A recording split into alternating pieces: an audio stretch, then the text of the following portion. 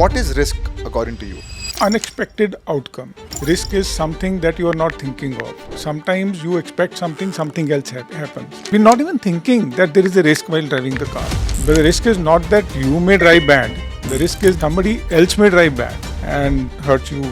Right now sitting here, there is an element of risk that is on us. What kind of risk we don't know. You cannot eliminate the risk, but you can manage the risk. Welcome to The Cover Story, a podcast series by Tata AIA Life Insurance, where we go behind the cover and dive deep into the world of life insurance and talk to our advisors, leaders, and customers. Today, we're joined by Mr. Harpreet Singh, who is the Managing Partner, Business Associate at Tata AIA Life Insurance, where we're going to talk about the psychology of risk, how we assess it, how we examine it, and everything to do with risk and life insurance. So, let's begin. Thank you so much, Mr. Harpreet, for joining in today. How are you feeling today? Great, absolutely wonderful. What is risk according to you? Unexpected outcome. Risk is something that you are not thinking of. Sometimes you expect something else happens. You've taken a risk. Now this is a calculated risk. And sometimes you're not even expecting. It just happens, the earthquake. Now, in a normal life, we don't prepare for an earthquake. So it's a risk which came, not even warning you. You never thought it'll come, but it comes.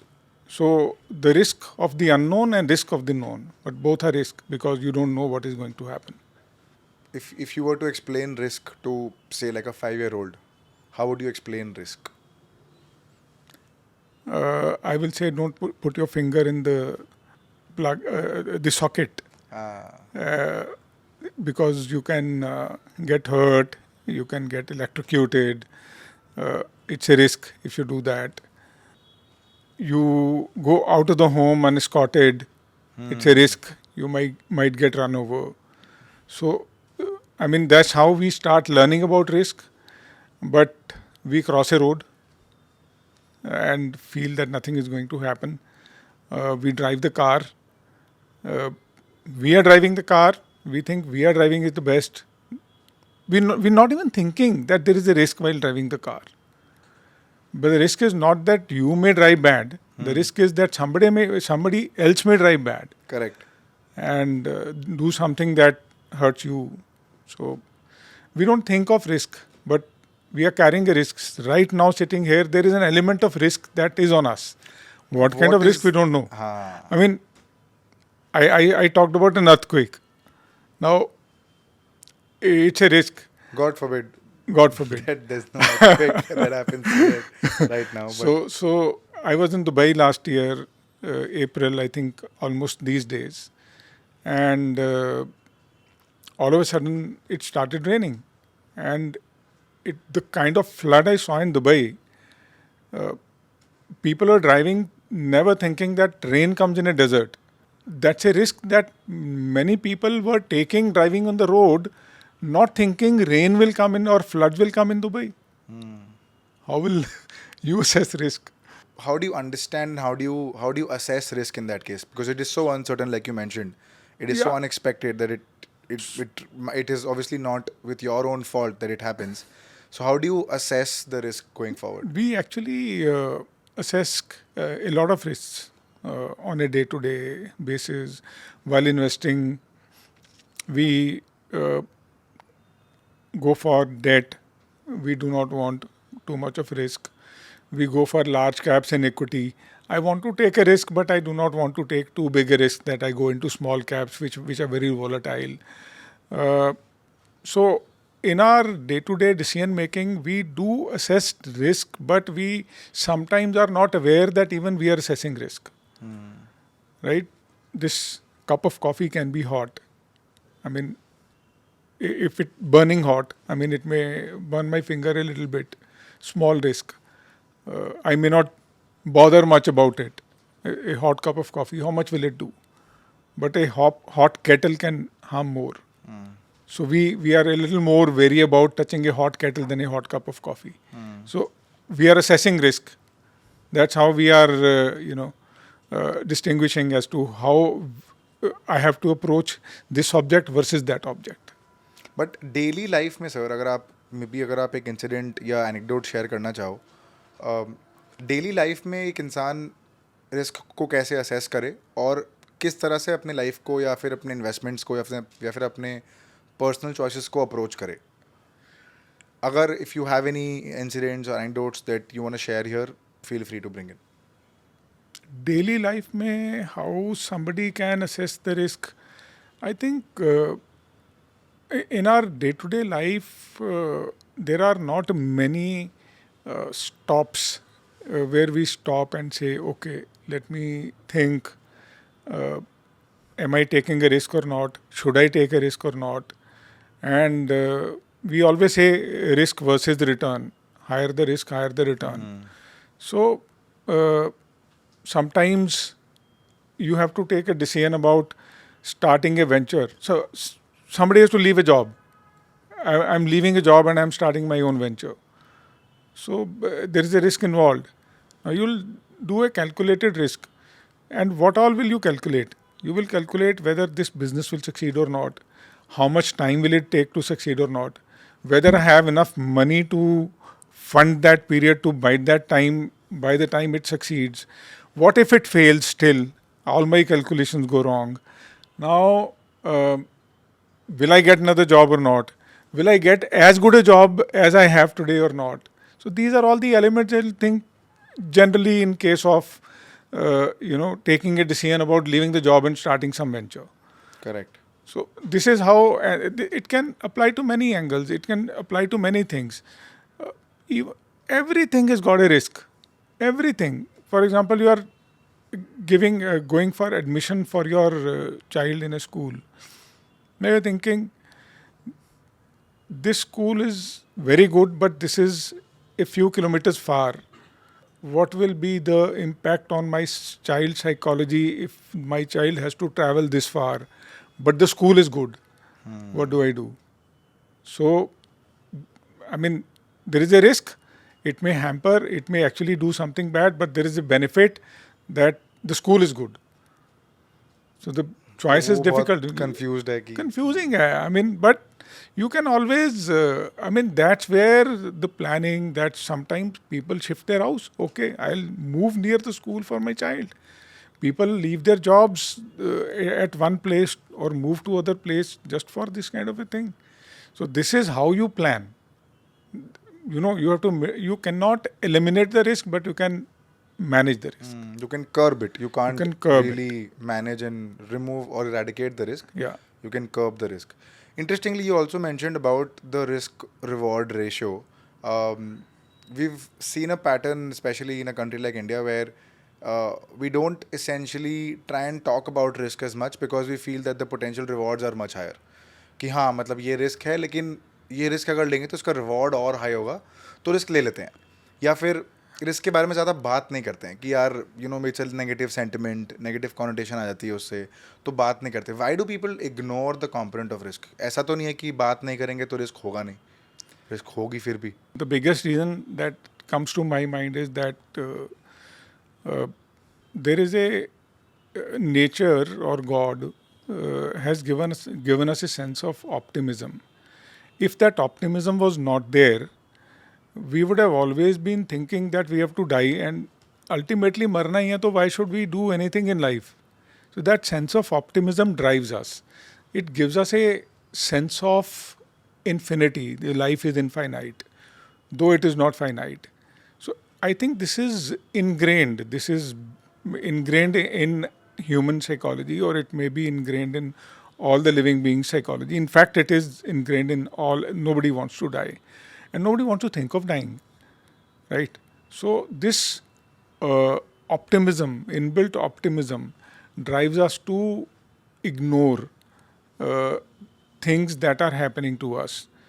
The manifestation of same, I would say, psychology or the mental makeup or the genetic makeup makes us take risks without even sometimes, understanding the consequences. So, for example, delving in the stock market, future and options, taking risky bets, not hedging yourself. Now, hedging is planning, but not hedging yourself. uh, driving a car without the airbags, not thinking that the airbags are necessary. Uh, there are all these things. I mean, leaving your house door open. I mean, not nobody does that today, but then Yeah. these kind of things. And you mentioned these are the ways to sort of deal with it, but when does, because in India we essentially don't talk about uncomfortable truths. We try and ignore the risk factor. So when does this approach to risk become a little problematic in our lives? When does this try and create a lot more problems than think about it in a very positive way that hey ठीक है risk है कोई बात नहीं but अब इसको या तो hedge कर लेते हैं या तो इसको प्लान कर लेते हैं अच्छे से या कर्व कर लेते हैं बिकॉज इरेडिकेट तो होगा नहीं और ऐसा नहीं है कि नहीं बात करने से नहीं खत्म हो होगा जाएगा। क्योंकि वो तो अनएक्सपेक्टेड है Correct. तो बात करके आप प्लान बेटर कर सकते हो तो ये प्रॉब्लमेटिक कब हो जाती है चीज़ें या फिर आउट ऑफ हैंड सिचुएशन कब चला जाता है See, out of hand is when you have not done anything and the calamity strikes. Till the time calamity strikes, we think it is not going to happen to me. And sometimes we don't even think it is not going to happen to me. That is in our subconscious. We don't have to consciously think that it won't happen to me. But then you have to sometimes, or only when you consciously think about it, that you can manage it. Now, how many people actually on their own start thinking of, for example, to risk to their life? Hardly many. So somebody has to tell them in a very, very soft way or in a very delicate way because nobody wants to hear about his own death. So somebody has to talk about that person. Okay, what if something happens to you? He doesn't say, what if you die? Right? What if something happens to you? And, okay, what is going to happen to me? I mean, just if like something happened, like this man died or the other guy died. So if you are not there, how will your family survive? Do you really love your family? And it dawns. It does work. And how can you manage the risk? So the risk in a car is that the car will meet an accident and you may get injured or you may die. Now, somebody thought of it and put airbags in the car. Crash tests, airbags. Some few planes crashed and somebody thought of putting life jackets inside. Now all planes, all seats have got life jackets. So it's the planning part of it. How you planned. So now it has dawned on me, somebody else died. It's not my plane, somebody else's plane. But it comes to my mind, okay, I can take care of myself at least. I can take care of my family at least. Now, something happening to somebody can also dawn on me, like, okay, yes, I should do it. But somebody pointing out to me can be even more effective. And somebody sitting with me and planning, okay, let's plan. What can I do about it? Why don't you take insurance? So that's how we, risk can be managed. It can be managed by planning, but it cannot be completely eliminated. And you rightly spoke about it from a life insurance perspective as well. That, okay, there is a risk. Why don't you get insurance against it? I want to bring in the psychology of risk and understand from you what is the psychology of risk, especially in terms of life insurance. See, in terms of life insurance, I think what I said earlier holds true that we think that we are going to live for eternity. But now, a lot of people, lot of families, affluent families also come and say that I want my insurance or I want my other earning family members also. My brother should be insured. My son should be insured.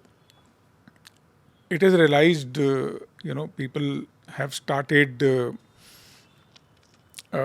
understanding the finiteness of life and the implication that it can have on the family. People have started being more conscious about it, and it is because of life insurance. It is because of people approaching them. It is because, and what has happened? Somebody wanted to take insurance, or somebody refused insurance one day, and after a few months or a year, he got diabetes. Now the insurance company is either denying him insurance or charging higher premium. These kind of incidents are happening, so many such incidents are happening around us that people are getting aware. Life insurance is coming up the curve, especially in India, but still it's a way to go. Our insurance penetration is just about 3.8%, which is far below the global standards. So although we see in the urban landscape people getting aware, I think there is a large, either they are a large population either uninsured or they are not insured. Why is that? Because one, reach किसी को किसी ने समझाया ही नहीं. Somebody क्या hasn't लोगों के reached. मन में डर भी है किस चीज़ का डर? कि इंश्योरेंस बाद में लेंगे, अभी तो हेल्दी है? No, I give you an example over there. ये डर नहीं है. इंश्योरेंस बाद में लेंगे, ये डर नहीं है. It's a feeling of postponement. It is the same psychology. So I'll give you a real life example. Go for it. I was, so since we are into the insurance business, so I was with one of my agents, and he says, I want you to take to my client. When I went to the client, we had a good discussion. He agreed that he needs insurance, and he decided that he is going to take it. He says, I will take insurance exactly after 2 months. I will take a term plan. I got up, thank you so much, shook hands, and I will come and insure you after 2 months if I live for 2 months. If I survive, I'll come and definitely insure you. That was just a seed that I put in his mind. What are you talking, man? 2 months? Are you sure of 2 minutes? And I've seen so many sudden deaths. I've seen people taking insurance, dying in 2 months, and the claim going to their family. And this guy took that insurance immediately. He said, wait, what are the formalities? You're not going. With thoughts and examples like this, which tells me that you're also a great salesperson. So that is when you really sold. No, I think the it just insurance. dawned on me. I mean, it was so impromptu. Yeah. I don't know. I don't think it's sales. It's very honest feedback. It's very honest comment over there. It came from the heart. So that's a very interesting anecdote, because I understand that when you were talking to an individual, he had that fear that abhi nahi lunga, 2 mahine baad lunga. And because you could really understand that psychology from that fear perspective कि 2 महीने की क्या बात कर रहा है यार, तू तो 2 मिनट बाद जा सकता है, तो कल चला तू जाएगा. नहीं जा सकता, मैं जा सकता हूँ. But then you took it on yourself to explain it to him Correct. how adverse the situation could be. Correct. And that made him buy the policy. So that is, I think, an interesting way to sort of make the people aware of what insurance can do to protect your families. Correct. Now, when it comes to really overcoming fear, a lot of people essentially buy life insurance to protect their families, so that whenever they're gone, they have something that they can live on. What do people live on, or why do people prolong action? अब fear पता है, risk समझ में आ गया, psychology समझ में आ गई, लेकिन एक्शन और इंफॉर्मेशन के बीच में इतना गैप क्यों है? There can be many reasons, but I think the biggest reason is psychology only. Biggest reason is कि 2 महीने में क्या हो जाएगा? Now, it can be a financial reason. It can be a planning के boss, I will have some surplus money after 2 months, so I will buy that insurance. I know I need it. So I am taking the risk of not mitigating the risk for these 2 months. Correct. Now I know. Till today, I didn't know about this risk. This gentleman came to me. He made me realize, now I must take this insurance. But my financials are not allowing me, or I do not want a smaller cover just because uh, I have smaller amount of funds today. 2 months later, I will have enough money. I will take a 5 crore cover. This can be one psychology, or this can be one thought. Uh, some people are just casual. Those who are not really assessing the risk right, or they are not even they are ignoring it. I will not even say avoiding it. I think avoidance is also there. Like some people are careless, and some people, for example, in one case, the man was convinced. He wanted to take insurance. His wife said, क्या कर रहे हो? Why are you spending so much money on insurance? क्या मिलेगा इससे? पैसा खर्चा होता है. He was eligible for a cover of 10 crores. But after his wife said so, he still thought कि चलो 2 crore का ले लेते हैं. And he took a 2 crore cover. This was, I think, March 21. And May 21, he was no more. His wife lost him. She had to lose him. That was destiny. But she lost 8 crores. She got 2. But that's the psychology. That's essentially. So, if you can give us some steps to essentially how can people start planning for insurance and start protecting their families, if they could, if you could just give like say a couple of practical steps that people can take to start taking action.